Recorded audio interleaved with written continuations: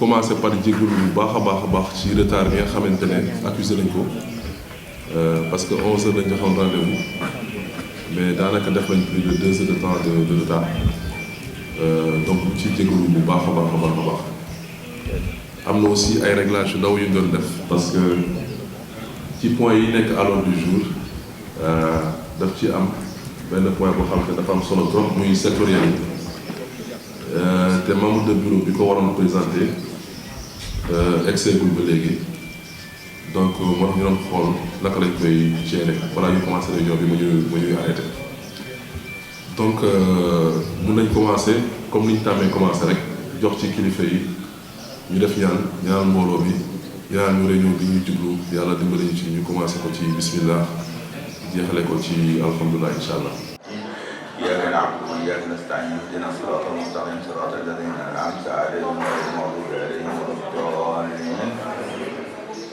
سبحان ربك رب العزة عما يصفون وسلام على المرسلين والحمد لله رب العالمين. Merci beaucoup Père Chérif. Voilà, donc AG bi li ñu ci doon proposé comme ay points à l'ordre du jour ñetti points la bi ci njëkk mooy sectoriel bi nga xamante ne moom lañu jublu deuxième point bi mooy ñu defal assemblée bi bilan opération tabaski bi ñu defoon bilan dalal tabaski bi am nañ aussi un petit point divers ci biir divers boobu am na yoo xamante ne ci bureau bi lay jóge mais aussi dañ koy ubbi pour assemblée bi su amee ay questions yoo xamante ne am na solo ci ay bëtam ñu mën ci taxaw waxtaan ci donc par rapport au premier point ci sectoriel yi dinañ ci dugg en profondeur mais li ñu njëkk a def mooy fàttali rek ne date yi nga xamante ne jàppoon nañ ko moo di bi njëkk mooy sectoriel u Dakar du 10 au 16 octobre 2022 Dakar mooy yóbbaale la région de Thiès mooy Dakar Mbour Tivaouane ak Thiès ci boppam deuxième sectoriel bi ñu ngi ko jàppoon du 16 au 20 du 14 au 20 novembre 2022 boobu mooy yóbbaale zone Rufisque ak yeneen région yi nga xamante ne dañ fa am ay membres saladam bi date bi ñu proposé woon moo di du 20 au 29 janvier 2023 loolu mooy date yi nga xamante ne proposé nañ ko membres yi te bi ñu ko jàppee léegi yaakaar naa war na mat 5 mois ginnaaw bu ñu fàttalee date yooyu tamit li ci ëpp solo nga xamante ne mooy ni ñu organiser sectoriel li ko tax a jóg fañ jëm ak képp ku bëgg bokk ndax ngay bokkee ñi fa bokk exposé aussi ci biir foire bi lan mooy di tënk mais aussi évaluation bi nga xamante ne am na ci biir sectoriel yi aussi ni ñu koy organiser ak kuy exposé aussi ndax nga war a exposé yan condition nga mën a exposé ak comportement globalement bi ñu war a am ci foire bi loolu ñu ko tënk ci benn règlement intérieur des foires règlement intérieur boobu nag moom la ñuy ibbee ginnaaw bi ñu fàttali ko date yi jox Moustapha Anne bi nga xamante ne moom mooy le secrétaire aux affaires à l'éthique au contrôle et à la sécurité moom dina ñëw ci règlement intérieur donc sans tarder xam naa ne dina am débat yu bëri yu am incha allah damay jox kàddu gi Moustapha Anne bu nekkee ni pare na rek incha allah ñu jublu ci loolu fi may jeexalee fàtte naa ko mooy les lieux bërëb yi nga xamante ne dañuy fay defee sectoriel normalement pour Dakar bi Guédiawaye moo waroon accueillir Guédiawaye esplanade Amadou Barry bi nga xamante ne ñoom docteur Niang foofu lañ defee seen salon bi passé mooy waa cercle des éleveurs de la banlieue foofu lañ bëggoon jël mais biñ ci demee ci ay waxtaan ak ña fa nekk ñiy liggéey ci mairie beeg yooyu dañ ñoo xamal ni période bi ñuy choisir pour def fa sectoriel yi bu Dakar bi dafay am nawetaan les gens seront en plein dans leurs activités ci affaire bu nawetaan te xam nga buntu stade bi lañ koy defee donc problème mu sécurité day posé wu ak yu bari yoo xamante ne rek mun na indi ay risques ci opération bi ñuy def ci kaw loolu la ñu xalaat ni ci barab yi parce que dem nañ xool yi ay amu dem nañ xool wetu marché Mame Diarra terrain yi fa nekk ak zone boobu yëpp wër nañu ko daal mais li gën a rassurant ci li ñu gis ci proposition te bureau bi liggéey ci mooy fi nga xamante ne fa lañ organisé woon dalal tabaski bi esplanade bi nga xamante ne waa sunu gars yi organisé woon fii daal foofu lañ ko organisé woon espace bu macha allah la ñuy proposé site boobu noonu pour ñu def ko pour Dakar bi bu Tëngéej bi ñu choisir fi nga xamante ne waa ADEL fa lañ tàmmee defee seen foire mu nekk tamit site bu baax a baax yaatu na am na espace te sax ñun li ñu yóotu foofu bokkul ak li ADEL amoon parce que ADEL ñaari terrain yi ñu tegale la ñoom ñu amoon benn terrain bi mais ñun négocier nañ ba am nañ superficie bi yëpp 75 mètres ci façade bi 65 mètres ci façade bi ak 175 mètres de longueur donc loolu lépp loo bëgg a def lépp loo bëgg a aménager am nga assez d'espace pour def ko donc ñaari lieux yooyu lañ am ci foire sectorielle donc sans tarder ma jox la parole à Moustapha Anne mu defal ñu de manière succincte ci règlement intérieur bi mu jukki ñu li nga xamante ne mooy wax yan conditions la ñuy exposé après ñu soog a ubbi débat yi incha allah. ñoo bëggoon fàttali aussi au début mooy liggéey bi dañ ko basé ci liñ daan doxalee foire sectorielle ci la ñu basé wu def nañ évaluation bi en interne xool nañ ko càmbar ko seet ci point yoo xam ne mun nañ ko améliorer ko moom lañ leen indil tey pour présenter leen ko taataan ci seeni xalaat pour que buñ ko defaraatee ci jotaay yi di ñëw ñu mën leen présenter règlement intérieur boo xam ne vraiment dina mat pour ñu mën a dem ci foire sectorielle bi. règlement intérieur kii point yi ma bëggoon aborder nag 23 points la maanaam ñaar fukki poñ ak ñett bi ci njëkk mooy nan la nit ki ba di participer ci kii bi maanaam dañu ne membre bu nekk il faut que nga nekk à jour ci say cotisation waroo amel association bi ay cotisation je pense que loolu trésorier général def na le point ku nekk xam nañ lan mooy sa situation en matière de cotisation boo ci nekkee à jour rek loolu benn ponk la boo xam ne dina may droit nga participer ci secteur yooyu. beneen point bi mooy aussi comme ni ñu ko daan defee bu ñuy dem ci secteur yi am na lu ñuy fay frais de participation boobu nag 50 000 la woon ba sectoriel yi passé mais ñun ren bi ñu xoolaatee def le point sur l'organisation dañu proposer pour que ñu yéegal ko à 100 000 francs par élève loolu aussi proposition bureau bi la mun nañ ci discuter. beneen poñ bi mooy comme niñ koy faral di defee foire sectorielle la foire la comme Saladam ni ñu koy organiser bu ñu jàppee ne date bi jour sàngam la xar yi di ñëw dañu jàpp ne jour boobu ba minuit dinañ may nit ñi ñu dugal seen xar mais au delà minuit daal mooy heure bi nga xam ne foofu la ñuy tëjee foire donc ñëpp war nañ góorgóorlu ci jour bi buñ ko kiiyee ku nekk indi say xar avant minuit.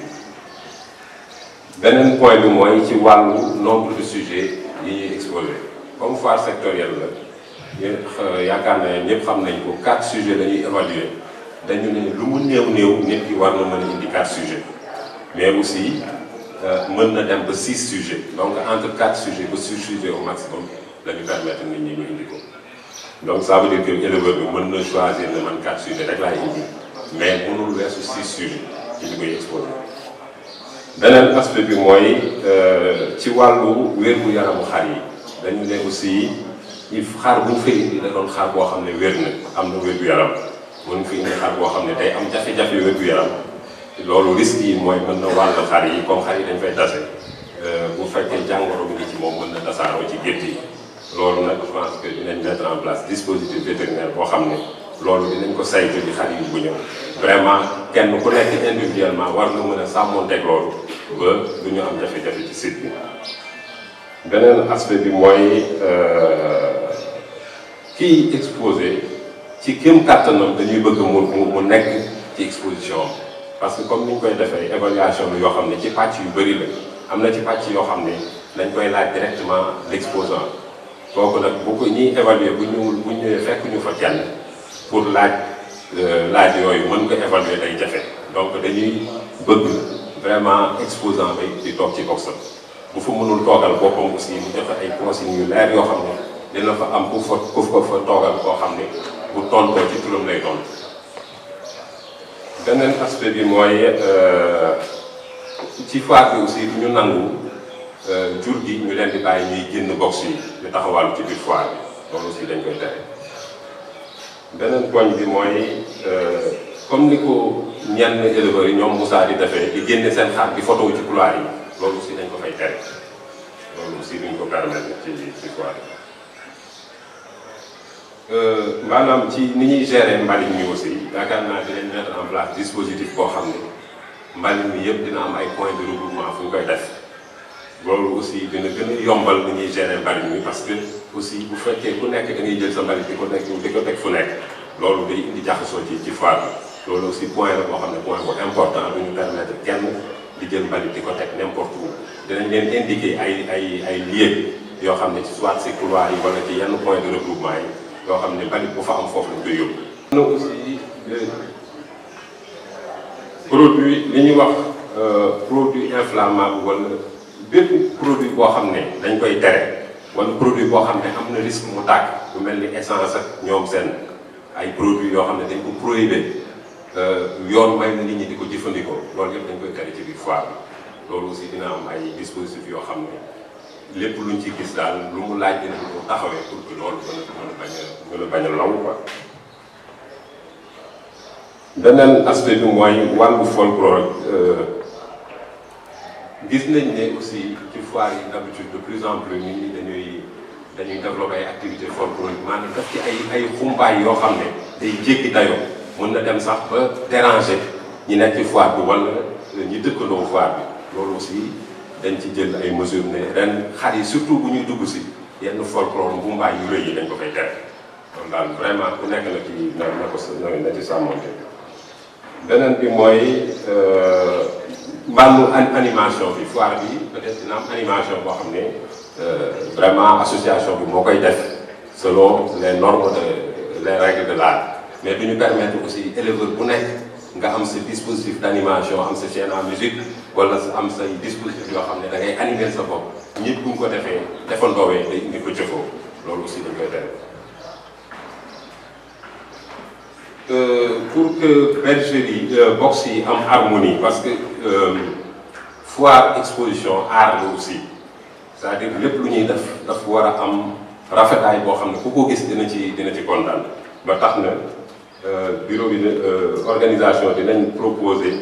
benn type d'aménagement boo xam ne ñëpp ñoo ciy yem de telle sorte que day am harmonie quoi publicité. am na yoo xam ne wàllu publicité yu jéggi dayoo duñ ko permettre dinañ modéliser en tout cas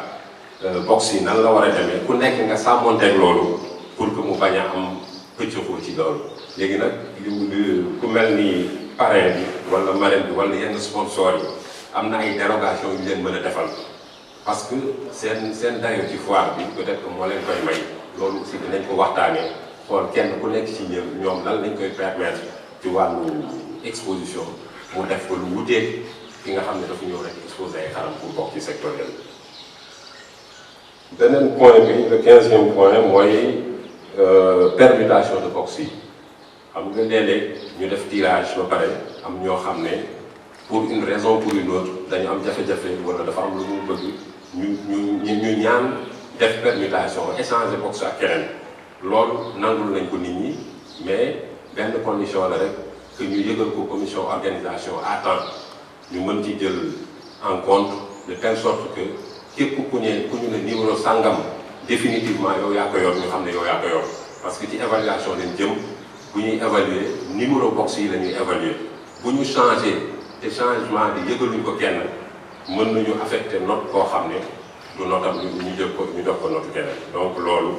permutation boo amee ki ko bëgg ñi ko bëgg duñ ko déggoo dañuy ñëw wax ko commission organisation bu ñu leen ko valider ñu changer ko ci biir liste bi quoi. beneen aspect bi mooy litière bi box yi bu ñu ko defaree ba pare dinañ ci sotti kopp bi aussi may ñu kenn ngay indi beneen kopp di ko ci sotti di ko ci yokk wala ngay indi suuf di ko ci yokk vraiment niñ ko aménagé rek ñëpp yem ci noonu lañ koy bàyyee. beneen aspect bi mooy objet publicitaire yi bergerie boo defee exposition peut-être que mën nga am tentation def ay publicité mais ci couloir yeeg yooyu dañ fay tere bu fa teg benn objet boo xam ne mën nga gàllankoor dem dikk bi loolu nag muy gadget publicitaire wala leneen moo ci yem. am na beneen point bu ñëw ci mooy ci wàllu bâche yi aussi dañ ko normaliser bâche su 3 mètres sur 1 la ñu jàpp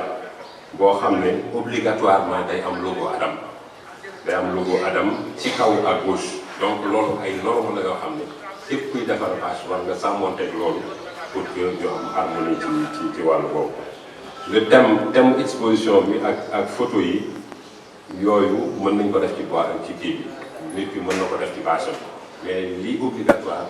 mooy mu sàmmonte ci dimension base bi muy 3 mètres sur 1 et puis mu def logo Adam bi ci place bi ñu ko wax c'est-à-dire à gauche en haut. beneen poñ bi mooy ci wàllu doxalinu évaluation bi parce que sectoriel bi benn ci objectif yi mooy ñu tànn fa ñi nga xam ne ñooy dem fële loolu nag dina am benn jury boo xam ne ñoom ñooy wër ci box yi bu ñu wëree ci box yi yaakaar naa yeneen AG dinañ ñëw ci critères yi ñuy tànnee dinañ ko ñëw fii fësal ko waxtaan ceeg yéen ba ñu dëppoo ci mais esprit bi mooy équipe boobu dañuy wër def seen évaluation bu ñu defee seen évaluation bu pare ba joxe ay notes yooyu muy sectoriel bu Dakar ak bu Rufisque dañuy boole ñaari sectoriel yépp def classement ñi nga xam ne ñoo jiitu ci la ñuy tànn ñi nga xam ne ñooy qualifié par rapport ak nombre bi war a dem CICES yaakaar naa année yi passé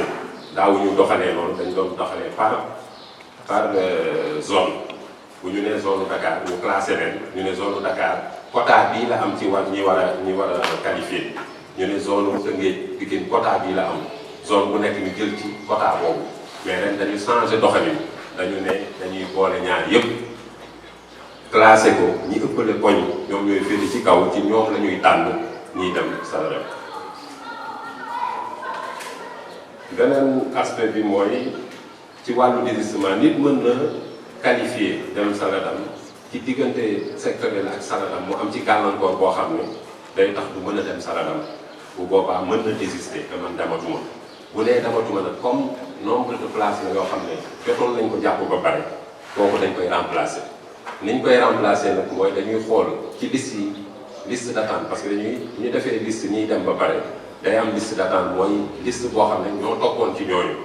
ci biir liste d'attente boobu dañ ciy jël ki ci féete kaw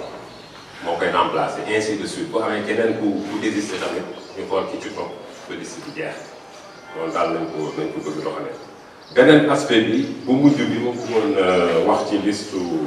condition yi mooy sectoriel bi passé initié woon nañ li ñuy wax prise de mensuration mu doon événement boo xam ne bokkul ak évaluation bi ñuy def ci sectoriel mais prise de mensuration boobu gis nañ ne soxaloon na éleveurs yi te am na solo ba tax na ren dañu koy reconduire dañ koy defaat prise de mensuration yi. maintenant prise de mensuration condition de participation yi képp ku bind sa xar loolu nag c'est volontaire nit ki éleveur bi moo naan bëgg naa ñu nattal ma sama xar kenn imposé wul kenn dinañ fi teg dispositif bi nga xam ne mensuration yëpp dinañ ko mën a natt maintenant ku bëgg ñu nattal la da ngay ñëw inscrire da ngay sama xar premier xar dama koy inscrire mais premier xar bi ngay inscrire 15000 ngay fay bu dee benn xar ngay inscrire 15000 ngay fay ñu nattal la ko ci paramètres yi nga bëgg ñu natt ko bu la neexee nga ne man bu dee def ay natt bu la neexee nga ne man mensuration yëpp laa bëgg ñu jëlal mais bu fekkee da nga am yeneen xar yoo bëgg ñu nattal la da ngay yokk 5000 francs 5000 francs boobu nag du 5000 francs par xar c'est-à-dire que bu fekkee yow da nga bëgg ñu nattal la ñetti xar premier xar bi ngay natt la 15000 ngay fay mais yeneen ñaari xar yi 5000 ngay fay loolu daal mooy li ñu leen proposé woon ci wàllu condition de participation. comme encore une fois conditions yi leen di présenté du condition yëpp ni ñuy nattee xar yi ak paramètres yeeg yooyu yëpp dinañ ci ñëwaat ci réunion yi di ñëw mais lii condition générale de participation yi ñu bëggoon partager ak yéen vraiment di ci taataan aussi seen i xalaat pour mën ko améliorer pour que vraiment ñu sukkandiku ci dem ci foire sectorielle président yaakaar naa loolu laa amoon lu ma partager ak ñoom jërëjëf. am na équipe vétérinaire boo xamante ni xar yi bu ñu ñëwee sur site ñoom ñooy wër leen saytu maanaam bàyyiwuñu éleveur bi kese moom muy xool état corporel lu xar yi dina ko bàyyi moom mu xool ko su amee loo xamante ne maanaam jagul mun na ko changer et tout mais am na équipe vétérinaire boo xamante ne aussi mi ngi liggéey sous la responsabilité du secrétariat aux affaires techniques pour saytu bu baax xar yi nga xamante ne yóbbu na leen ci site bi. Le second point moo di jury bi fa am benn jury bi fay ñëw boo xamante ne ñoom ñooy mesurer xar yi ñun dañuy fexe ba mu méngoo ak jury bi nga xamante ne buñ demee Saadam après dans 1 ou 2 mois mu nekk même jury boobu yaakaar naa ni Adam jury national moo ko tàmm mesurer waaye ñun en tant que Adam dafa am loo xamante ne moo ñuy lié ak jury boobu maanaam dafa am ay critères yoo xamante ne ci li ñuy liggéey ak ñoom ci kaw loolu dinañ bind cahier des charges benn ay TDR maanaam ay termes de référence benn document la boo xamante ne mooy fësal ñun naka la ñuy coopérer ak jury boobu la mooy Adam lan la engagé wu ak jury boobu di mesurer su boobaa lépp luñ ci war a def rek dina méngoo ak assemblée bi ak bureau bi nga xamante ne moom lañ décider ca naka la ñu war a organiser prise de mensuration yooyu ëllëg tam bu ci mën di am responsabilité mën nañ xam fan la féete donc loolu laa bëggoon préciser am na aussi benn charte boo xamante ne waa ñoom Moustapha ñu ciy liggéey charte la boo xamante ne aussi day fësal une partie ci conditions yi nga xamante ne moom la ñu exposé mais aussi interdiction yi nga xamante ne dafa am ci exposition bi Moustapha ñëw na ci règle de choix yi boo gisee aussi ñu rapproché les 2 sectoriels boole ko Saadam bi aussi ñu xaw a jegante dañuy bañ a avantager benn éleveur bu dëkk ci benn gox ci kaw keneen moo tax boo xoolee intervalle 1 mois kecc moo si am ñu àndandoo après demandoo Saadam parce que bu yàgg dañ daan exposé nga toogaat lu mat peut-être 5 mois 6 mois soo ko dem Saadam te diggante bett yooyu ñu tànnoon diggante 6 mois lu soppite yu bëri mun na cee xew maanaam qualité ba nga amoon sax mun naa am bu nekkoon qualité la ñuy xool yow dootoo ko amati.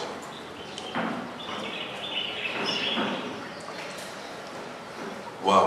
wax na 100 000 francs cotisation yi wax na aussi 15 000 par bête pour prise de mensuration yi ak 10 000 par bête supplémentaire donc loolu laa si bëggoon ñu yokk voilà donc c'est 15 000 ak 10 000 par bête supplémentaire. Calendrier de passage jury pour man c'est une bonne idée mais dama war a wax rek ne ñu ngi liggéey sur un plan d'aménagement bu yàgg dañoo ñëw sectoriel rek teg affaire yi yooyu ku nekk ñëw dugg bon un peu n'importe comment mais bi ñu xoolee site yi ba pare dañ def les levées mooy jël nañ mesure site yi jox ko un ingénieur boo xamante ne mi ngi dessiner actuellement naka la ñuy exposer pour méngale ñëpp amul kenn kuy exposer foo xamante ne da lay avantagé waaye aussi plan de masse boobu booy dugg ci foire dañ ko taf foo xamante ne boo dugg see rek bu nekkee box Mame Balla Diagne nga bëgg dem di nga xam fan la situé wu nga dem fa directement mais aussi dina tax éleveur bi ci boppam xam lu muy situé wu dans cette organisation globale. tonton Touré wax na ko léegi sponsor yi fan la ñuy nekk ak yooyu plan de masse boobu daf koy génne exposants yi ci chapiteau yi ak yi la ñuy nekk waaye aussi le pourtour wala la façade wala ci ginnaaw lañ bàyyee pour les sponsors ak ñeneen ñi nga xam dañuy exposé loolu yëpp dañ koy bind foofu ba mu leer. ordre de passage bi nga wax aussi loolu pour man c'est une bonne idée on le prend. wax ci ak waa commission scientifique bi nga xamante ne ñooy liggéey ci kaw jury boobu noonu ñu jëm ci liggéey ba au moins ñu ne de box tel à box tel jour tel ba jour tel lañ fay jaar comme ça éleveurs yi mën a préparer en conséquence pour man loolu c'est une bonne idée donc noté nañ ko bu baax Sely wax na ci fiche technique bi pour ñu mettre ko à disposition des membres dafa am 2 parties ci règlement intérieur bi mooy benn bi wax sur les généralités mooy ni Moustapha doon lire sànq yi nga xamante ne boo ñëw sectoriel fa ngay jaar naka ngay exposer tout ça mais dafa am la fiche de notation elle-même fiche bi nga xamante ne moom la ñuy évaluer éleveurs yi fiche boobu ci AG yi di ñëw xam naa ne du yàgg incha allah ñu defar AG waa commission scientifique dinañ ñëw projeté ko suñ ko projeté point par point ñu discuter ci ba ku nekk boo ñibbi di nga xam ne man suñ may noté ci conditions yi lañ may noté maanaam di nga am loo xamante ne moo lay may nga dem sa bergerie xool xar bi gën a méngoo la nga xamante ne moom la jury bi di xool si loolu dinañ ko def te suñ koy defee aussi fiche bi ci boppam dinañ ko imprimer remettre ko éleveur bu ci nekk. dafa di rek Moustapha Anne wax na ko sànq wàllu évaluation nit booy def mbir dem ba ci biir da nga ciy jàngat jël en compte jafe-jafe yi amoon boobu ba léegi bureau bi def na plusieurs réunions li ci mujjee mooy semaine bii pour évaluer lépp luy laaj ci sectoriel muy machine bi nga xamante ne moom la ñuy mesurer xar mu di aussi fiche bi nga xamante ne moom la ñuy évaluer éleveurs yi fiche bi càmbar nañ ko bu baax a baax réunion yu bëree bëri am nañu ci sax gis-gisu modifier ko en profondeur mais dañ ne comme que dafa jàmp te nit ci aussi dañu yóbbu ci loo xamante ne dañ leen ciy évaluer di leen tegal astreinte yu bees moo tax fiche bi def nañ ci ay légère modification incha allah prochaine réunion dañ ko exposé jox leen copie mais coppite yi nga xamante ne visé nañ ko aussi incha allah su boobaa dañ leen ko wax nga xamante ne ñu jéggee yi rek incha allah dañ ciy jublu pour améliorer mais la fiche danañ ko jox éleveur yëpp ba pare présenté ko fii ba mu leer ku nekk posé ses questions ñu tontu ba stabiliser ko ensemble donc loolu dañ ko def incha allah. li tax ñu indi ñu terme de référence pour mu lié ñun ak jury boobu di natt du ñu rek bàyyi ku nekk ñëw mën a def lu ko neex ci mbir mi ñun dafa am taxawaay boo xam ne dañ ko war a am en tant que bureau moo tax FENAFO ci boppam bi nga xamante ne moo ëmb le jury national ñun ay membre lañ foofu man personnellement dem naa fa réunion boo xamante ne Moustapha Anne bii il était présent il y avait docteur René mais il était question ñu évaluer naka la ñuy defee sax prise de mensuration yi ak machine de tout ba ñoom ils avaient pris bonne note de ñun en tant que association lan mooy suñuy inquiétude yooyu mooy rek membres yi nga xamante ne yàgg nañ ko fay jooytu li nga xamante ne yàgg nañ ko gis ci ay points yoo xamante ne war nañ ko def comme coppite war nañ ko indi comme amélioration te nit ñi évoluer xar yi loolu si réunion FENAFO bi la mais ñun du ñu concerné ñun jury boobu buy ñëw dafa am document bu ñuy lié ak moom ñun dañuy jël expérience yi fi jot a xew yëpp mais aussi tënkante ak jury bi ci ay poñ yoo xamante ne moom la ñuy mesurer xar yi exemple rek laa ciy joxe ci li génn si débat wu jury bi mënuñu may nit mu jël xar ne moom moo ko moom dama yéeg ba ci kaw takkal ma ko fii bàyyil ma ko fii tekkil takkaatal soogal mesurer wet bi soogal bref y a beaucoup de choses yoo xamante ne ñun ñu ngi ciy liggéey te buñ ko exposé yi nga xamante ne conditions yi koy defee day respecter règle d'organisation yi ci standard yi nga xamante ne moom la ñuy organiser concours muy benn chose mais beneen affaire bi aussi ci def bi ci am beneen affaire bi ci am aussi moo di wax nañ ni proximité bi am entre les événements mooy sectoriels yi ak saladam bi bu ñu fàttali prise de mensuration bi acquis la maanaam loo xamante ne membre bi da ko moom ba pare parce que dañu koy waxtaan en AG li ci bëgg ko ñu accepté ko commencé ko doxal tey autorisé wuñ ñëpp pour nga mën a def prise de mensuration yëpp balaa muy nekk concours avant concours saladam sur les 4 critères si terme de référence yi ñuy liggéey bind nañ ci ne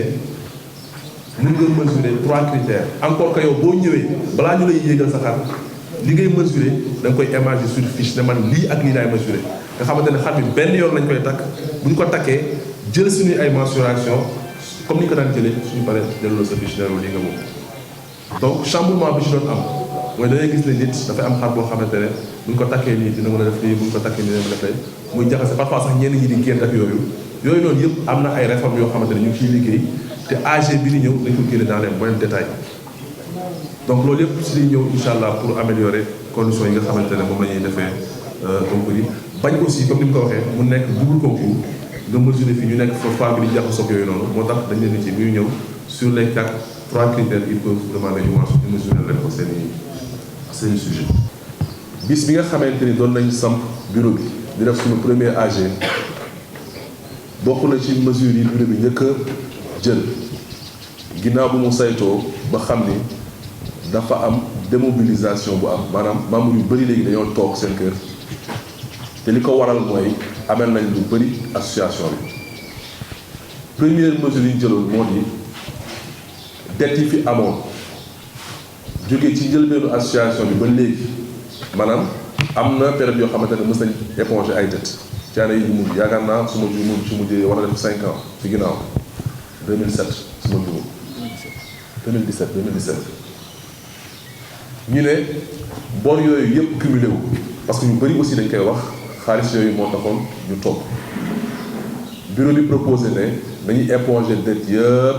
ba 2021 maanaam képp ku amaloon association bi xaalis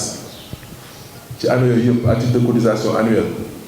boo jëlee 5 ans yooyu 250 000 la te 250 000 yooyu boo ko xoolee ci membres yi ay millions yu bëri la mais bureau bi dafa ne woon comme que loolu suñ ko éponger dina tax mobilisation amaat parce que doolee adam aussi mooy nombre bi ñu am dina tax nit ci gën a ñëw ci kaw loolu lañu éponger woon dette boobu ba 2021 ñi nga xamante ne sax jot nañoo joxe seen cotisation bu 2021 dañ ne woon dañ leen koy defal report ci année yi nga xamante ne ñu ngi ñëw parce que bëriwul parce que activité amul ñenn ñi ko tàmm def rek ñu doon joxe sax exemple formation boobu nga xamante ne chaque année rek dañuy joxe 50 000 ak toog même bu demul fois ñu ne ñooñu dañu koy reporter ci année yi di ñëw yooyu nag waaye maintenant comme que 2020 bale nañ ba 2021 à partir de 2022 da ngay joxe sa cotisation annuelle ak montant bi nga xamante ne moom la ñuy demee sectoriel. dem sectoriel boobu tamit pour ñu fixer montant wu 100 000 bi xam ngeen ni ñëpp yàgg nañ fa ñu def bilan financier fii sectoriel yëpp ay perte lañ doon wax. sans loolu aussi am na abandon de ressources association bi def mooy millions yu bëri yu moo am pour membre bi aussi bàyyi na ko waaye aussi ñun ñëpp xam nañ ni coût yi léegi dafa yokk tey litière kese soo bëggee xoolatu kii kese ay 2000 francs léegi lañ leen sàkk wala ay 1500 jëm kaw 2000 ba 2500 c'est extrêmement cher dañoo jël bilan année yëpp bilan opération yi nga def mooy maanaam sectoriel yokku ci bilan saladam yi def évaluation financière càmbar lépp li fi doon xew ñu sur le plan financier xam lan lañu membre bu nekk di utile bu ñuy dem sectoriel ak association bi lan la doon def comme effort financier pour compléter ko pour mën a am sectoriel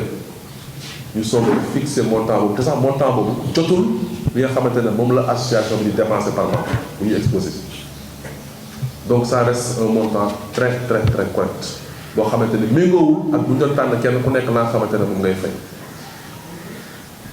ñun li ñu war en tant que bureau mooy jéem a def le juste milieu bañ a lor kenn ci li nga xamante ne dañ koy jël ko proposer comme mesure mais aussi li ñu niveler ko vers le bas parce que man en tant que adjoint trésorier ay jamono bu monsieur Touré Mbale xam naa bu baax jafe-jafe yi am ci association bi moo tax le bureau a longuement discuté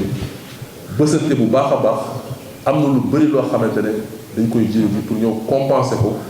mais le montant de 100 000 reste un montant correct man loolu laa ci mënoon sànni à titre d'information après bu amee question on peut revenir dessus mais mun naa jox le trésorier bi nga xamante ne ñoom ñoo génnee les bilans des anciennes opérations ñu def évaluation bi ba mën a proposer loolu bureau bi.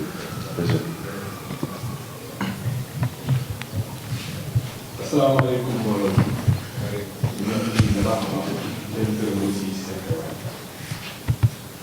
donc comme lu ko président waxee montant bi avant ñu ko doon def dañoo jéemoon jël bilan yee passé ñu càmbar ko analyser ko suñu xoolee tuuti en terme de chiffres Adam bis bu resee ci 50 000 francs waxutuma sa ay yokku intrants yi ay coop ak façon yooyu pour membre bu nekk dañuy perdre 78 000 francs CFA même suñu jëlul en compte àdduna bi ni mu amee évolution donc 78 000 francs la Adam di perte 100 000 francs yi ñu def du doy sax mais dañoo mettre la pression communication ñoom Omar ak ñoom Diatou na leen foog ñu trouver ay sponsors carrément donc 100 000 francs yi sax mënul sax gérer les charges directes su ma waxee charge directe mooy lu mënul ñàkk donc 100 000 francs yi su lu tax lu koy mottali pour ñu mën a am foire bu doy waar mooy il faut que ñu am ay sponsors yu baax ba pare tamit foog nit ñi ñëw en masse participer bu baax a baax mais n'empêche on trouvera une solution dinañ jéem a trouver ay pexe ba jéem ko rentabiliser quoi voilà donc c'était juste ma ne dama bëggoon yokk loolu rek que 100 000 francs yi waxuñu ko nii rek mais lu ñu càmbar la lu ñu analyser la ba xool lu mënul ñàkk lu muy couvrir à peu près ay 75% rek la yeneen 25% yi ñu ngi koy wuti ci sponsor yi merci beaucoup.